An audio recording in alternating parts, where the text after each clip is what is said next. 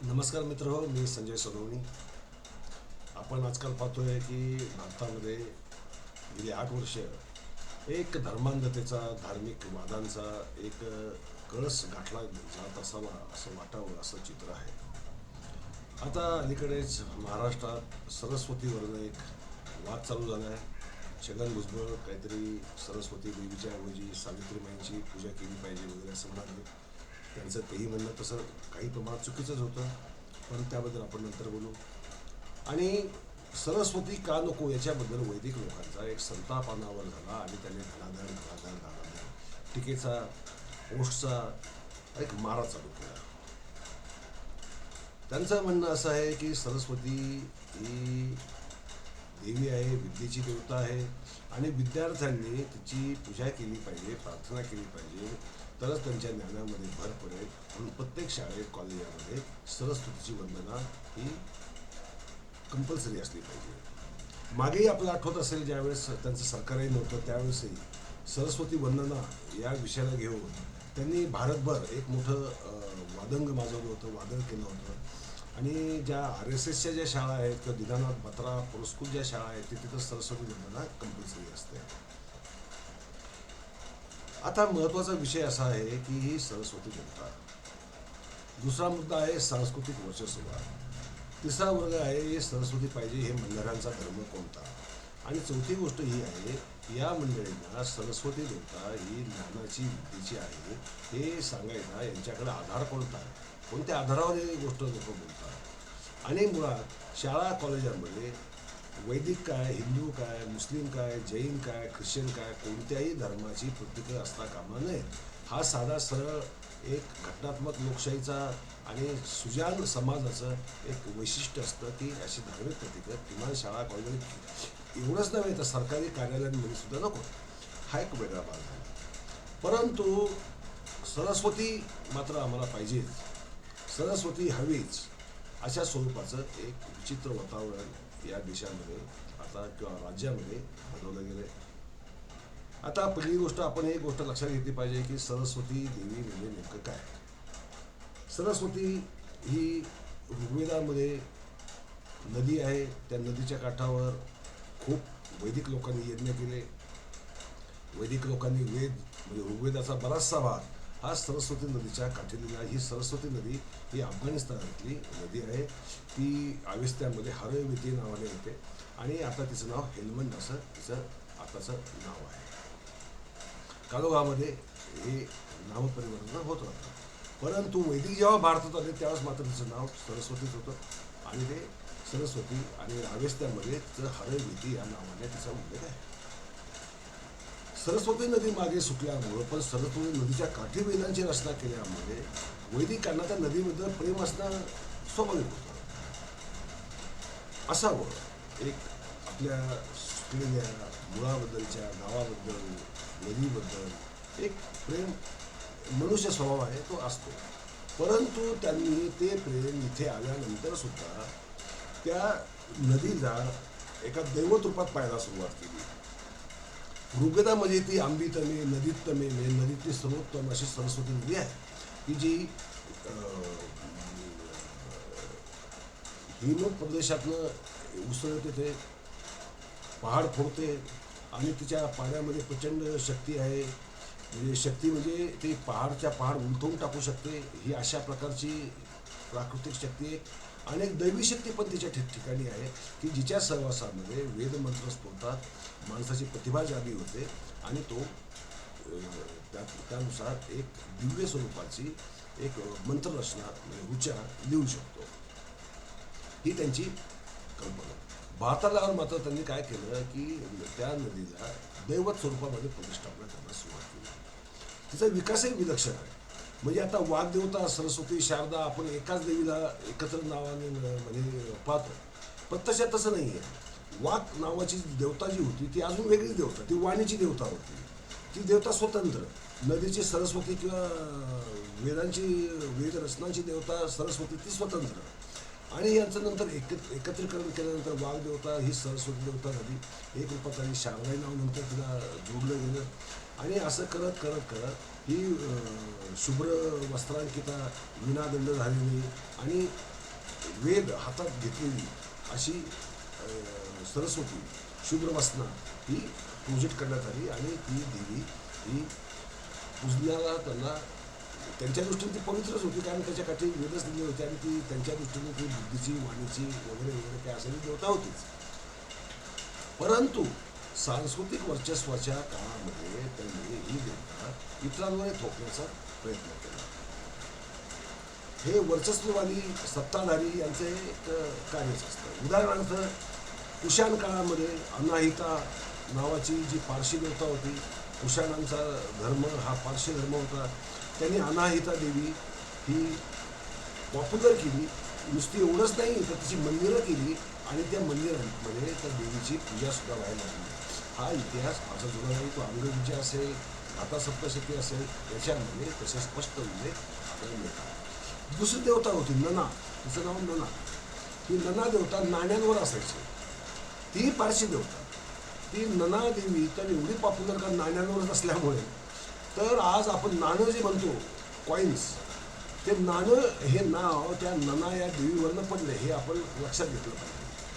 म्हणजे प्रभावशाली असेल, सत्ताधारी असतील तर त्यांच्या देवतांचा प्रभाव पडतो. कुशाणांचं वर्चस्व संपलं, कुशाणांची सत्ता गेली.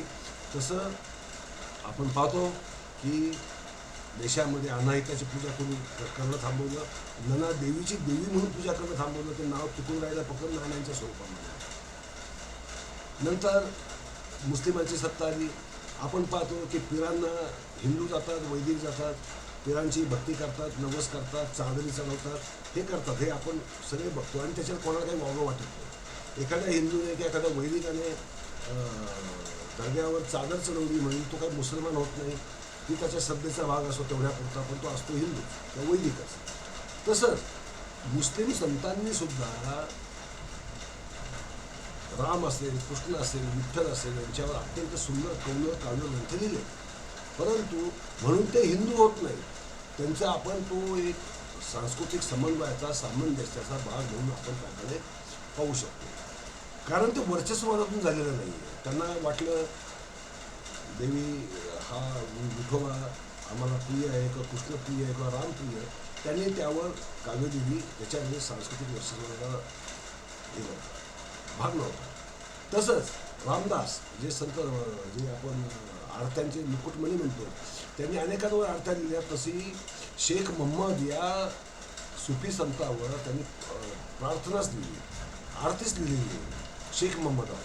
म्हणून हा रामदास हे मुस्लिम होते असा आरोप कोणी करू धजणार नाही.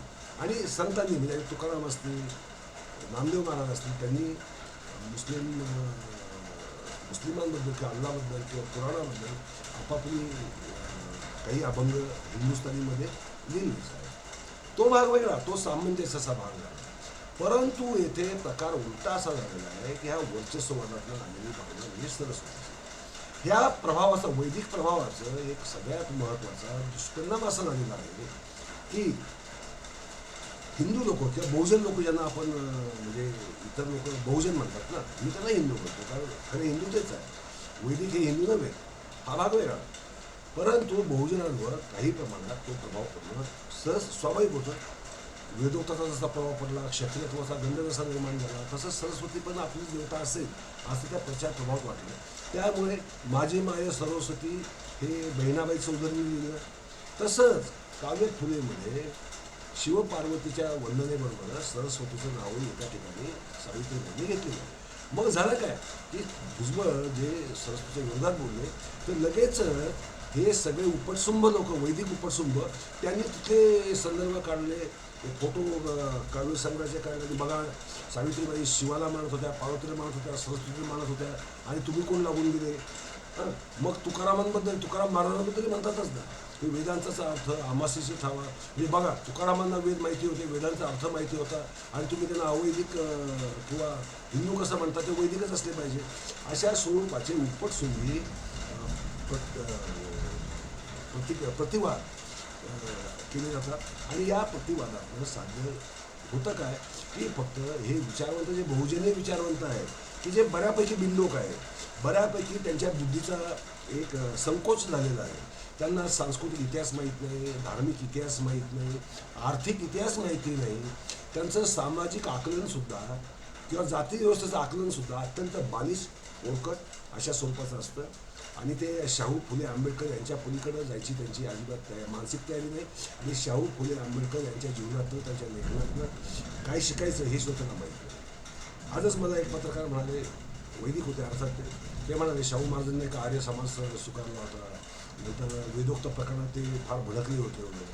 म्हटलं जर वैदिकांनी तेवढा प्रभाव जो निर्माण केला होता, तो शिवाजी महाराजांवर होता, तो शाहू महाराजांवर होता, संपूर्ण भारतीय समाजावर होता, तर त्यांच्यावर त्यांचा प्रतिवाद असा होता की ते म्हटलं ते एवढे अल्पसंख्यक 3-3.5% लोक, ते ब्राह्मण एवढा प्रभाव कसा टाकू शकते. पहिली गोष्ट एक लक्षात घ्या, प्रभाव टाकण्यासाठी तुमची संख्या किती हे महत्त्वाचं नाही. भारतामध्ये जैन समाज आज 50-60 लाखाच्या वर त्यांची संख्या नाही, परंतु आज भारतीय अर्थव्यवस्था जवळपास जैन समाजाने ताब्यात आहे. RSS आज जी काही उभी आहे किंवा BJP जो आज उभा आहे, तो केवळ जैन समाजाच्या आवाढव्य देणग्यांवर उभा आहे. म्हणजे जैनांनी राजसत्तेवर प्रभाव टाकला. वैदिकांनी गुप्त काळापासून नेमकं तेच केलं. हे सत्तेच्या जवळ राहायचं, सत्तेकडनं सगळं प्राप्त करायचं, म्हणजे गावाच्या गावं, जमिनीच्या जमिनी, गाई, हे सगळं देणग्या म्हणून मिळवायचं. आणि परत वर आवाज सांगायचा की प्रत्येक स्टोरीची सुरुवात असते, एका गावात एक गरीब ब्राह्मण राहत होता. अरे बाबांनो, त्या स्टोऱ्या लिहिणारे कोण होते? ते स्टोरी लिहिणारे तुम्हीच होता ना. मग तुम्ही स्वतःला गरीब दाखवलं हे स्वाभाविक होतं, त्यात वावं काय? कारण गरीब दाखवल्याशिवाय तुम्हाला देणगी कोण देणार, कोण तुमच्या दारात येणार? त्याशिवाय शक्य नाही. त्यामुळे गरीब गरीब गरीब गरीब झुळी घ्यायची, भिक्षापात्र हाती घ्यायचं आणि हे करायचं. परंतु हा झाला आर्थिक गोष्ट, आर्थिक भाग. दुसरा भाग असा आहे की धार्मिक भाग. त्यांनी काय केलं, म्हणजे वेदानुसार ब्राह्मण अवध्य आहे, त्याला शिक्षा देता कामा नये. राजाला तो अधिकारच नाही. जर राजाला शिक्षा द्यायचा प्रयत्न केला तर राज्याचं वाटोळ होणार, राज्य खाक होणार, राज्याचा विध्वंस होणार, राज्याची स्थिती पूर्ण डगमगणार, परचक्र येणार, आसमानी आपत्ती कोसळणार. हे सगळे धाक दाखवत दाखवत दाखवत तुम्ही एक वातावरण असं निर्माण करून ठेवलं की अक्षरशः ब्रिटिशांनी जरा काही प्रमाणात ब्राह्मणांना शिक्षा द्यायला सुरुवात केली. ब्रिटिश काळाच्या आधी अगदी मुस्लिम सत्तासुद्धा ब्राह्मणांना शिक्षा द्यायला खूप घाबरत असत. उदाहरणार्थ तुम्हाला आश्चर्य वाटेल, ज्यावेळेस दादोजी कोंडदेव जे कोंढाणा किल्ला आणि पुरंदर किल्ल्याचे सुभेदार होते, ते आदिलशाही सुभेदार होते. ते शिवाजी महाराजांचे गुरु मित्र किंवा शहाजीराजांचे चाकर वगैरे काही नव्हते. ते चाकर होते कोणाचे? आदिलशाहचे. आणि काय म्हणून महाराष्ट्रात होते? सुभेदार म्हणून. सुभेदार कशाचे? कोंढाणा किल्ला आणि पुरंदर किल्ला याच्या परिसरात जो काही भाग येतो, तिथे जेवढे कोणी जहागीरदार असतील त्यांच्याकडं कर वसुली करणं, गावांकडनं कर वसुली करणं, गावात काही आपत्ती आली तर त्यांचे काळजी घेणं, अशा स्वरूपाची कामं सुभेदाराला जी असायला पाहिजे ती होती. आता या सुभेदाराने दादोजी कोंडदेवने हिशोबामध्ये केली गफलत केली. आणि ती गफलत शहाजीराजांनी आदिलशहाला सांगितली. आदिलशहांनी घोरपड्यांना त्यांच्यावर अक्षरशः सैन्य घेऊन पाठवलं. तुम्हाला आश्चर्य वाटेल, घोरपड्यांनी दादोजी कोंडदेवचा सहज पराभव केला. त्याला ते प्राणदंडच देणार होते, तर त्याच्या जागी दुसरा कोणी असता प्राणदंड दिला असता. परंतु फक्त त्याचा हात तोडला, कारण ब्रह्महत्या हे महापातकात गणलं जातं. आणि लोकांना एवढं पापभिरू करून ठेवलेलं होतं की ब्राह्मणाचा कोप झाला तो जाळून टाकतो, ब्राह्मणाचा संताप झाला तर तो काही करू शकतो. ब्राह्मणाने जर दुसरी शापवाणी उच्चारली तरी तुम्ही गरीब गात्र होऊन, अपंग होऊन खाली कोसळून पडू शकता. असं एवढं कथांमधलं एवढं भयंकर वातावरण निर्माण केलेलं की त्यामुळे दादोजी कोंडदेवचे प्राण वाचले, त्याचं फक्त हाताला लावलं. म्हणजे मुस्लिम सत्तासुद्धा ब्राह्मणांना शिक्षा देण्याच्या बाबतीत घाबरत असत. एवढं वातावरण केल्यानंतर परत म्हणायचं की 3% ब्राह्मण होते, त्या 3% ब्राह्मणांनी, वैदिकांनी समाजावर प्रभाव टाकला. हे कसं शक्य आहे? आता प्रभाव अशाच पद्धतीने टाकला. प्रभाव 3 प्रकारे टाकतात. एक राजसत्तेच्या माध्यमातून, म्हणजे शस्त्रबळाच्या जोरावर, तलवारीच्या बळावर. दुसरा आर्थिक सत्तेच्या बळावर, तेही करता येतं. किंवा तिसरा असतो एक मानसिक भय निर्माण करणं. भीतीचं राजकारण करणं, एवढं घाबरून सोडणं की त्याने तुमच्या विरोधात अवाक्षर सुद्धा उच्चारता कामा नये, खाजगीत सुद्धा करता कामा नये. समोर तर दूरची गोष्ट झाली, खाजगीत सुद्धा करता कामा नये. म्हणजे आपण सुरक्षित राहू ही त्याच्या मागची भावना. हे सगळं झाल्यानंतर हे सरस्वतीचं पत्र हे असाच प्रकार आहे. या कुंडलिनी तुषार राहायला धावला ही जवळपास बऱ्याचशा शाळांमध्ये म्हटली जाणारी प्रार्थना आहे. आता या प्रार्थनेचा अर्थ काय आहे हे जर कोणत्याही विद्यार्थ्याला किंवा शिक्षकांना जरी विचारलं तरी सांगता येणार नाही. ही वस्तुस्थिती आहे. दुसरी गोष्ट अशी की विद्यार्थ्यांनी सरस्वतीच काय कोणत्याही देवतेची, कोणत्याही म्हणजे हिंदू असो कोणतीही देवता असो, प्रार्थना करावी का? विद्यार्थ्यांनी प्रार्थना केली तर त्यांचं ज्ञान वाढणार आहे काय? त्यांनी प्रार्थना केली म्हणजे त्यांच्या बुद्धीमध्ये काही फरक पडणार आहे काय? की ते कष्ट केल्याने, अभ्यास केल्याने, अध्ययन केल्याने, कुतूहल ठेवल्याने आणि त्याच्या प्रश्न विचारल्याने आणि प्रश्नांची उत्तरं शोधल्यामुळे त्याच्या ज्ञानात भर पडणार आहे. तर निश्चितपणे प्रार्थना करून ज्ञानामध्ये कोणाच्याही भर पडू शकत नाही. ही वस्तुस्थिती आहे. परंतु त्या वस्तुस्थितीमध्ये एक सांस्कृतिक अतिक्रमण करण्यासाठी म्हणून सरस्वती पाहिजे. मग आम्हाला सरस्वती ज्यांना नको आहे ह्या बहुजन तथाकथित विचारून ना, तेव्हा त्या सावित्रीमाईंची पूजा करूयात. अरे तुम्ही एक प्रतीक काढून दुसरं प्रतीक जर आणणार असाल तर तुम्ही दुसरा दहशतवाद करताय, दुसरा सांस्कृतिक वाद निर्माण करताय. मग हे सुद्धा योग्य आहे का? हे सुद्धा अत्यंत चुकीचं आहे, अश्लाघ्य आहे. कोणीही कोणाचीही प्रतीकं लागता कामा नये आणि शाळेमध्ये कोणत्याही व्यक्ती असो, देव असो, कोणाच्याही प्रतीकांची गरज नाही. कारण ती प्रतीकं ठेवल्याने तुमच्या वर्तनामध्ये, तुमच्या जगण्यामध्ये, जीवनामध्ये काही फरक पडत नाही. एवढे महात्मा गांधीजींचे पुतळे देशभरामध्ये आहेत की जगभरात आहे. त्यांच्यामुळे मनुष्य शांतीचा पुजारी झाला, अहिंसेचा पुजारी झाला. असं काही होताना आपण पाहतो का? सत्याचा पुजारी झाला असं काही आपण पाहतो का? हे कधी होऊ शकतं? त्यांचं साहित्य, त्यांचं जीवन, त्यांचा आपण अभ्यास केला तर ते होऊ शकतं. हे पुतळे बांधून, फोटो लावून किंवा मूर्त्या बनवून आणि प्रार्थना म्हणून या कुंडलिनी तुझा राहरा धावला, याला काय अर्थ? यातनं बाहेर पडायला पाहिजे. म्हणजे सरस्वती प्रकरण हे वैदिक लोकांचा एक सांस्कृतिक वस्तू तर आहेच. तो गेले 1000-1500 वर्ष चालू आहे. लक्षात ठेवा. तो आजही कायम आहे. तो तर पूर्णपणे थोपवून लावलाच पाहिजे. परंतु तुमचं प्रतीक काढा आणि आमचं लावा असा जर कोणी म्हणायला लागला तर त्याचा सुद्धा विरोध केला पाहिजे, त्याचा सुद्धा एक निषेध केला पाहिजे आणि त्यांना सांगायला पाहिजे की बाबांनो, प्रतीकामध्ये ज्ञान नाही, प्रतीकांमध्ये बुद्धी नाही, बुद्धी सामर्थ्य नाही, सत्ता सामर्थ्य नाही, शस्त्र सामर्थ्य नाही, कोणत्याही प्रकारचं सामर्थ्य प्रतीकांमध्ये नाही. तर प्रतीकांचा सोस आपण सगळ्यांनी सोडून दिला पाहिजे. आणि वैदिकांना मी सांगू इच्छितो की तुमची वैदिकगिरी तुमच्या घरात ठेवा. तुम्ही तुमच्या घरात सरस्वती मानता, इंद्राला मानता, वरुणाला मानता, नासत्याला मानता, आम्हाला त्याच्याशी काही घेणं देणं नाही आहे. तुम्ही खुशाल त्यांना माना, त्यांना घरात पूजा, काही हरकत नाही. अगदी तुमच्या बटूला अभ्यास करायला बसवायची आधी सरस्वतीची 1 तास आराधना करायला लावा, आमची हरकत नाही. परंतु तुमची कोणतीही सांस्कृतिक प्रतीकं, धार्मिक प्रतीकं आमच्यावर लादण्याचा प्रयत्न करू नका. आणि मी या हिंदू विचारवंतांना हेच आवाहन करेल की तुम्ही सुद्धा प्रत्येकाचं उत्तर प्रतीक देण्याच्या नादामध्ये तुम्ही एक सांस्कृतिक सरमिसळ करून एक गोंधळ निर्माण कराल आणि त्या गोंधळातून काही भलं होणार नाही आहे. कारण आम्हाला प्रतीकांची गरज नाही, आम्हाला कृतीची गरज आहे. हे आपण लक्षात घेतलं पाहिजे.